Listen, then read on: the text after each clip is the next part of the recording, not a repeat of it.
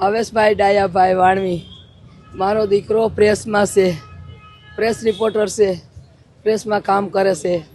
એ મારો દીકરો મને કહીને ગયો કે માં હું હમણાં આવું છું.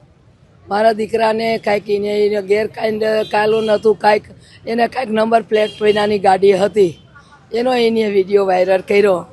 મારા દીકરે એ વાત કરતો હતો, વિડીયો વાયરલ કર્યો. એમાં મારા દીકરાને ધમકી દીધી જાનથી મારી નાખવાની. આટલા રૂપિયા દે તો હું તને 5 લાખ માંગ્યો તો મારા દીકરા પાસે સમાધાનનો અને વિડીયો કાઢવાનો. તો મારો દીકરો 2 લાખ લઈને ગયો અને મારા દીકરે 2 લાખમાં એનું સમાધાન કર્યું અને સમાધાન કરીને આવ્યો, વિડીયો કાઢ્યો મારા દીકરા પાસે.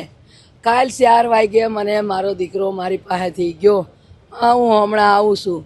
તયુંનો મારો દીકરો ઘેરે આવ્યો નથી. અને એ વિડીયો કોક કહે છે ત્યાં કાંઈક ઓલો હું કહેવાય સિસુડાવાળાનું કહેતો હતો કે સિસુડાવાળો છે.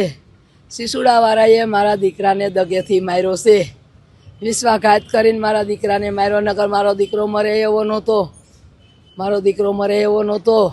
રાજકોટનો ભાવેશભાઈ ભાવેશ ડાયા વાણવી હવે અને મારવાવાળા ભરવાડું છે મારા દીકરાને. ભરવાડની મને ખબર છે કે ભરવાડું હતા. અને ત્યાં એ કાંઈક ઓલું કહે છે શું કહેવાય પીવાનું ઓલું સિસોડો, રસનો સિસુડો કહે છે ત્યાં છે. બીજી અમને એના નામ ઠામ કાંઈ મને આવડતું નથી. એ છે ભરવાડું. મારી માંગણી એક જ છે, મારા દીકરાનો ન્યાય મળે તે પછી જ મારા દીકરાની હું બોડી સ્વીકારે. ત્યાં લગી હું મારી દીકરાની બોડી નહીં સ્વીકારું. હું દવા પીને મારા દીકરા એટલે આત્મહત્યા કરવા હું તૈયાર છું, પણ મારા દીકરાની હું બોડી સ્વીકાર. મારે એક જ માથે છે મદાર, મારો હાવજ વયો ગયો છે, મારો એનો બાપ મોરો છે, એને કાંઈ ખબર નથી પડતી. એના 2 દીકરા છે, એક 3 વર્ષનો છે, એક 5 વર્ષ 7 વર્ષનો છે. મારા 2 દીકરાને એની બાઈને મારે કેવી રીતે નભાવવા એ ન્યાય મને મારો દલિત સમાજ મને લેવરાવે. ગઈકાલે રાત્રે અમારા ભાવેશભાઈ વાણવીના એક નવયુવાનની રાતે હત્યા થઈ છે.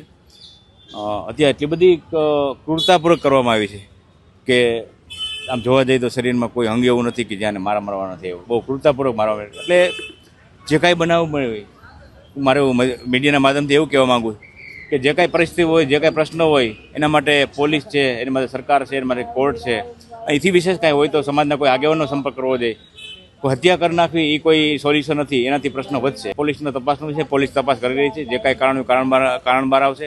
હજી અમને કારણ અકબંધ છે, અમારી પાસે કારણ કોઈ આવ્યું નથી. જે કોઈ પણ કારણ હોય એટલે હું કહેવા માગું છું કે કોઈ આગેવાને કોઈની સંપર્ક કર્યો તેનું કારણ હોય, જે કાંઈ હોય એનું સોલ્યુશન લઈ આવે.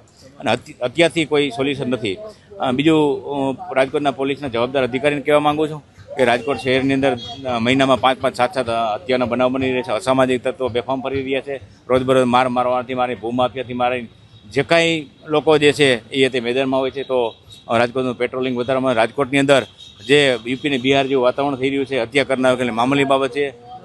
લોકોને કાયદાનો કે પોલીસનો કોઈ ડર નથી રહ્યો. એટલે એના પરિવારજનોની માંગણી છે કે જ્યાં સુધી આરોપી નહીં પકડાય ત્યાં સુધી અમે બોડી નથી સ્વીકારવાની, એવી પરિવારની માંગણી છે.